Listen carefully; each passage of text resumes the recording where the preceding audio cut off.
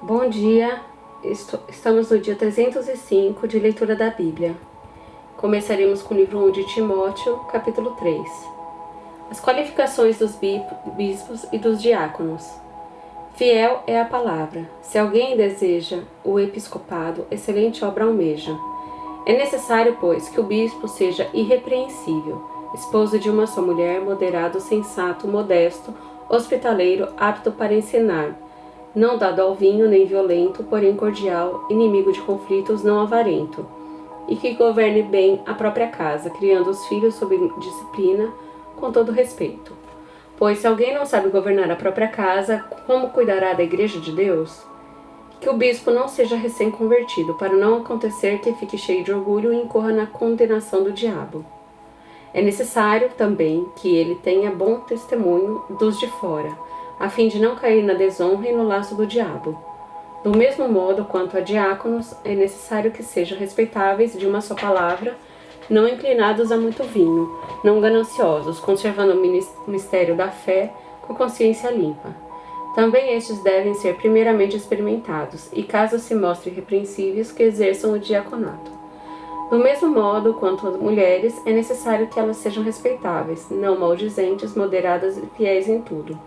O diácono seja marido de uma só mulher e governe bem os seus filhos e a própria casa, pois os que desempenharem bem o diaconato alcançarão para si mesmos uma posição de honra e muita ousadia na fé em Cristo Jesus. A Igreja de Deus e o mistério da piedade. Escreva essas coisas a você, esperando ir vê-lo em breve. Mas se eu demorar, você saberá como se deve proceder da casa de Deus, que é a Igreja do Deus vivo, coluna e fundamento da verdade. Sem dúvida, grande é o mistério da piedade. Aquele que foi manifesto na carne foi justificado em espírito, visto pelos anjos, pregado entre os gentios, criado no mundo, recebido na glória. Isaías, capítulo 36.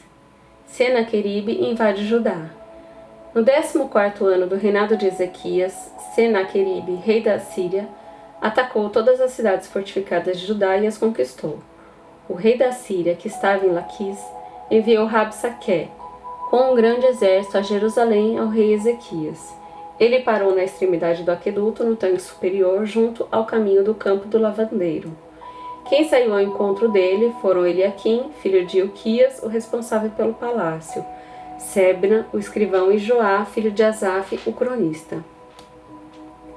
Rabsaqué afronta Ezequias e o Senhor. Rabsaqué disse: digam a Ezequias, assim diz o grande rei, o rei da Síria, que confiança é essa que você tem? Bem posso dizer que o seu conselho e o seu poder para a guerra são meras palavras. Em quem você está confiando para que se rebele contra mim? Você confia nesse bordão de caniço esmagado que é o Egito.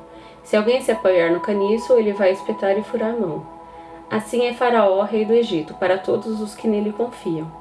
Mas se você me diz, confiamos no Senhor nosso Deus, eu pergunto, não é esse aquele cujos lugares altos e altares Ezequias removeu, dizendo a Judá e a Jerusalém que deveriam adorar somente diante do altar em Jerusalém? Agora, pois, comprometa-se com o meu senhor, rei da Síria, e eu lhe darei 2.000 cavalos, se você puder achar cavaleiros para montá-los. Como você poderia repelir um oficial do meu senhor, o rei, mesmo que seja um dos menores, a confiar no Egito para obter carros de guerra e cavalheiros? E será que você pensa que é sem o consentimento do Senhor Deus que eu vim contra esta terra para destruir? Foi o próprio Senhor quem ordenou que eu atacasse essa terra e a destruísse. Então Eliaquim, Sebna e Joá disseram a Rabsaqué: por favor, fale com estes seus servos em aramaico, porque nós o entendemos. Não fale em hebraico aos ouvidos do povo que está sobre a muralha.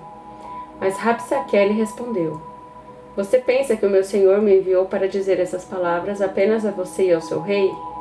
Ele me enviou para falar também aos homens que estão sentados sobre a muralha e que junto com vocês terão que comer o seu próprio excremento e beber a sua própria urina.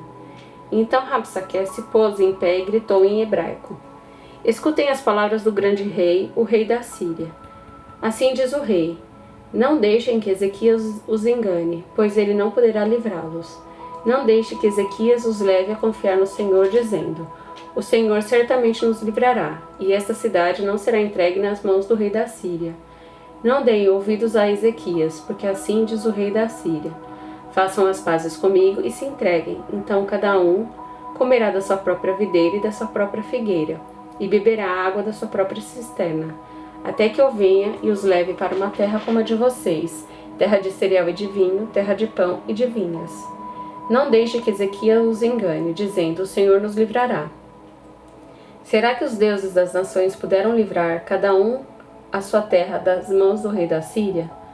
Onde estão os deuses de Ramate e de Arpade? Onde estão os deuses de Serfavaim? Será que eles livraram Samaria das minhas mãos? De todos os deuses desses países, quais foram os que livraram a sua terra das minhas mãos? Então, como o Senhor poderá livrar Jerusalém das minhas mãos? Eles, porém, ficaram calados e não lhe responderam palavra, porque assim lhes havia ordenado o rei. Não lhes respondam. Então Eliaquim, filho de Uquias, o responsável pelo palácio, e Sebna, o escrivão, e Joá, filho de Asaf, o cronista, voltaram para junto do rei Ezequias, com as suas roupas rasgadas, e lhe contaram o que Rabsaque tinha dito. Isaías, capítulo 37. Ezequias consulta o profeta Isaías. Quando o rei Ezequias ouviu isto, rasgou as suas próprias roupas, cobriu-se de pano de saco e entrou na casa do Senhor. Então ele mandou que Eliaquim, o responsável pelo palácio, Sebna, o escrivão, e os anciãos dos sacerdotes, todos vestidos de pano de saco, fossem falar com o profeta Isaías, filho de Amós. Eles lhe disseram: assim diz Ezequias, esse dia é dia de angústia, de castigo e de vergonha. Como se costuma dizer, chegou a hora de a criança nascer, mas a mãe não tem força para dar à luz. É bem possível que o Senhor, seu Deus, tenha ouvido as palavras de Rabsaque, a quem o rei da Síria, seu senhor, enviou para afrontar o Deus vivo, e repreenda as palavras que ouviu. Portanto, ore pelo resto que ficou. Os servos do rei Ezequias foram falar com Isaías, que lhes disse: digam ao rei o seguinte: assim diz o Senhor, não tenha medo por causa das palavras que você ouviu, com as quais os servos do rei da Síria blasfemaram contra mim. Eis que porei nele um espírito, e ele, ao ouvir certo rumor, voltará para sua terra, e lá eu farei com que ele seja morto à espada. A carta do rei da Síria. Rabsaque voltou ao encontro e encontrou o rei da Síria lutando contra Libna, pois tinha ouvido que o rei já se havia retirado de Laques. Quando o rei ouviu dizer que Tiraca, rei da Etiópia, havia saído para guerrear contra ele, mandou mensageiros a Ezequias com esta missão: digam a Ezequias, rei de Judá, não deixe que o seu Deus, em que você confia, o engane, ao dizer: Jerusalém não será entregue nas mãos do rei da Síria. Você já ouviu o que os reis da Síria fizeram com todas as terras? Como as destruíram totalmente? E você pensa que poderá escapar? Será que os deuses das nações livraram os povos que os meus pais destruíram, Gozã, Harã e Rezefe, e os filhos de Éden, que estavam em Telassar? Onde está o rei de Ramate, o rei de Arpade e o rei da cidade de Serfavaim, de Rena e de Iva? A oração de Ezequias. Ezequias recebeu a carta das mãos dos mensageiros e a leu. Então Ezequias subiu à casa do Senhor e estendeu a carta diante do Senhor. E Ezequias orou ao Senhor, dizendo: ó Senhor, Deus dos exércitos, Deus de Israel, que está entronizado acima dos querubins, somente Tu és o Deus de todos os reinos da terra. Tu fizestes os céus e a terra. Inclina ao Senhor aos ouvidos e ouve. Abre, Senhor, os olhos e vê. Ouve todas as palavras de Senaqueribe, as quais lhe enviou para afrontar o Deus vivo. É verdade, Senhor, que os reis da Síria assolaram todos os países e suas terras, e lançaram no fogo os deuses deles, porque não eram deuses, mas objetos de madeira e pedra feitos por mãos humanas. Por isso os destruíram. Agora, ó Senhor nosso Deus, livra-nos das mãos dele, para que todos os reinos da terra saibam que só Tu és o Senhor. O profeta confronta Ezequias. Então Isaías, filho de Amós, mandou dizer a Ezequias: assim diz o Senhor, o Deus de Israel, visto que você fez uma oração a respeito de Senaqueribe, rei da Síria, esta é a palavra que o Senhor falou a respeito dele. A virgem, a filha de Sião, desdenha e zomba de você. A filha de Jerusalém meneia a cabeça atrás de você. A quem você afrontou e de quem blasfemou? E contra quem você levantou a voz e ergueu os seus olhos com arrogância? Contra o Santo de Israel. Por meio dos seus servos você afrontou o Senhor e disse: com a multidão dos meus carros de guerra eu subi ao alto dos montes, ao mais interior do Líbano. Cortei os seus altos cedros e os seus melhores cipestres. Cheguei ao lugar mais elevado, ao seu denso bosque. Eu mesmo cavei e bebi as águas, e com as plantas dos meus pés sequei todos os rios do Egito. Por acaso você não ouviu que há muito tempo eu, o Senhor, determinei estas coisas, e que já desde os dias remotos as tinha planejado? Agora eu os faço acontecer. Eu quis que você reduzisse os montões de ruínas às cidades fortificadas. Por isso seus moradores, debilitados, andam cheios de temor e envergonhados. Tornaram-se como a erva do campo, a erva verde e o capim dos telhados queimado antes de amadurecer. Mas eu sei onde você está, conheço o seu sair e o seu entrar, e o seu furor contra mim. Por causa do seu furor contra mim, e porque a sua arrogância subiu até os meus ouvidos, eis que porei o meu anzol no seu nariz e o meu freio na sua boca, e farei você voltar pelo caminho de onde veio. E isso será o sinal para você, rei Ezequias. Neste ano se comerá o que nascer espontaneamente, e no segundo ano o que daí proceder. Mas no terceiro ano semeiem e colham, plantem vinhas e comem os seus frutos. Aqueles da casa de Judá que escaparam e ficaram com o remanescente tornarão a lançar raízes e a dar frutos, porque de Jerusalém sairá o remanescente e do Monte Sião o que escapou. O selo do Senhor dos Exércitos fará isso. Portanto, assim diz o Senhor a respeito do rei da Síria: ele não entrará nesta cidade, nem lançará nem flecha alguma. Não virá diante dela com escudo, nem construirá rampas de ataque contra ela. Pelo caminho por onde vier, por esse voltará. Mas nessa cidade não entrará, diz o Senhor, porque eu defenderei essa cidade para a livrar por amor de mim e por amor do meu servo Davi. A destruição do exército assírio. Então um anjo do Senhor saiu e matou 185.000 homens no arraial dos assírios. De manhã, quando os restantes se levantaram, lá estavam todos aqueles cadáveres. Então Senaqueribe, rei da Síria, levantou acampamento, foi embora, voltou para Nínive e por lá ficou.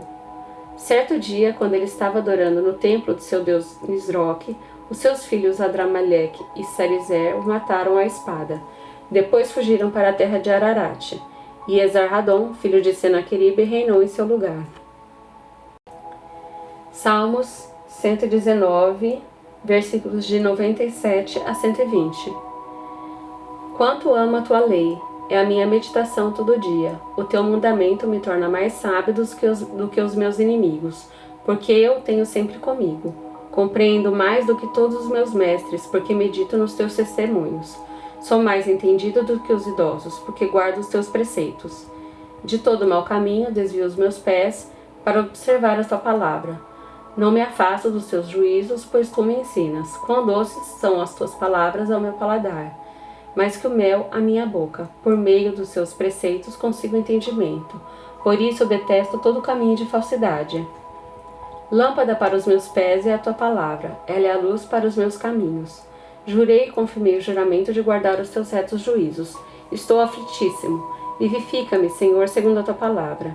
Aceita, Senhor, a espontânea oferenda dos meus lábios e ensina-me os teus juízos.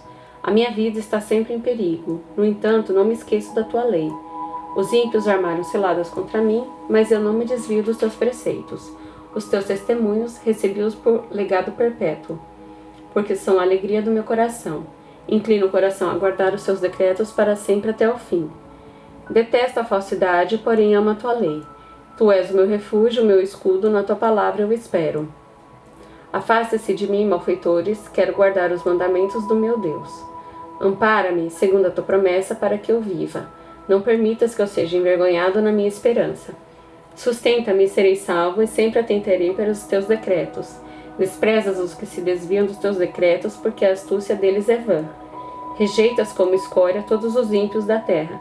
Por isso amo os teus testemunhos. Meu corpo treme de medo de ti e temo os teus juízos.